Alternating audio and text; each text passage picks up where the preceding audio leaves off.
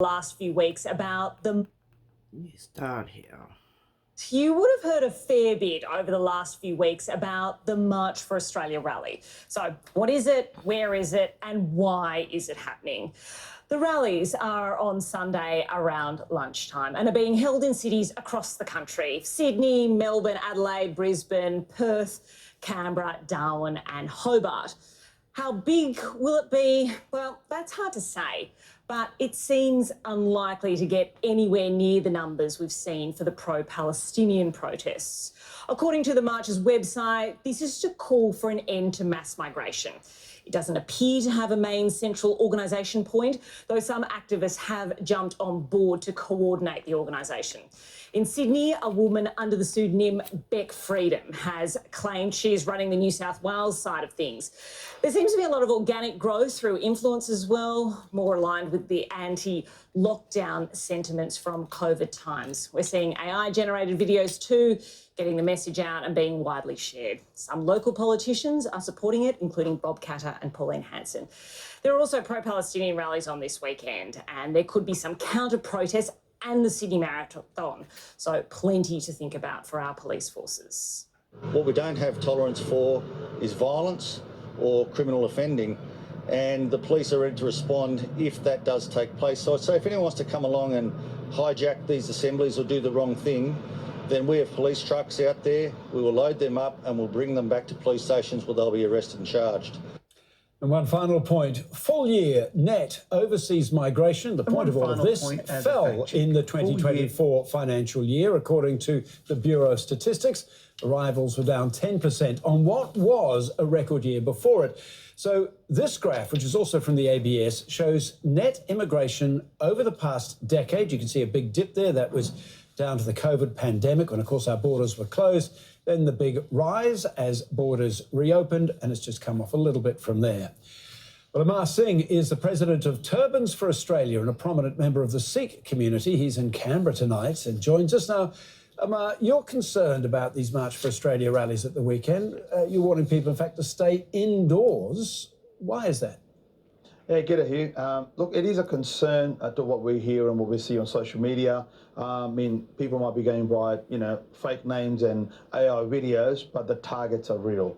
And that's what the community is concerned about. We've had a couple of meetings online with interfaith and multicultural leaders across Australia, and everyone is sort of raising the alarm about who's going to make sure that people are safe, migrants or people that belong to a migrant or ethnic or religious community going to work, going about their business on this day. Are they going to be soft targets for these hate rallies? You call them hate rallies. We've seen the number of migrants spike after COVID. Everyone has seen that. That is certainly seems to have fueled a lot of the commentary about immigration on the street in daily life. How are members of your community finding that things have changed?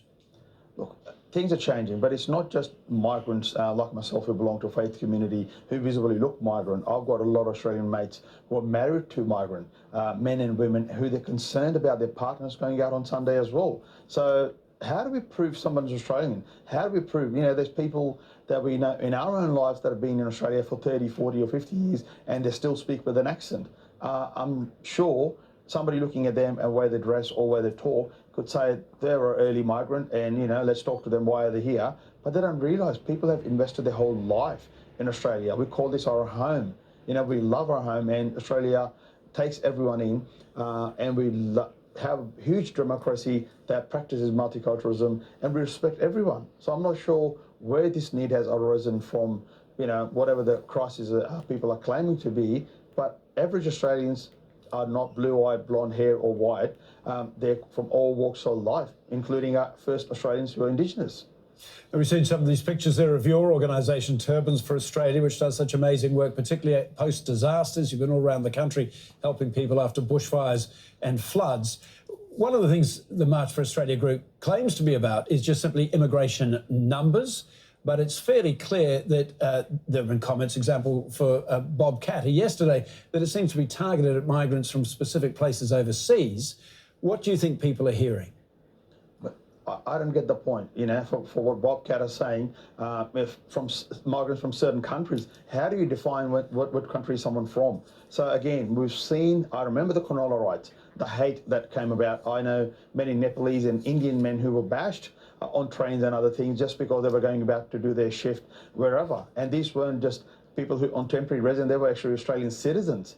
So again, please think about what you're doing. And some of these organisers have been caught out using the words that, they're encouraging violence in these rallies. So what happens? Like, where's the benchmark for our fair and democratic Australian society? This is really wrong. So what would you say to anyone who's thinking about these rallies, thinking maybe they're concerned about immigration numbers, wondering do they turn up at the rally or not? What's your message to those who might be sitting on the fence on it? I call the average Aussies to do the right thing by not provoking this hate preachers that are out there, because at the end of the day, we all live and work in the same communities. We all pay our bills, our tolls and taxes, right? For average Aussie, the struggles are the same.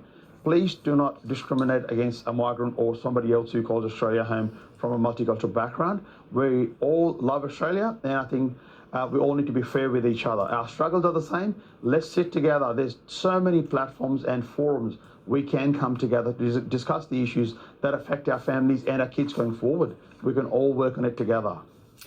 No doubt about that. Amar Singh, thank you so much for your time.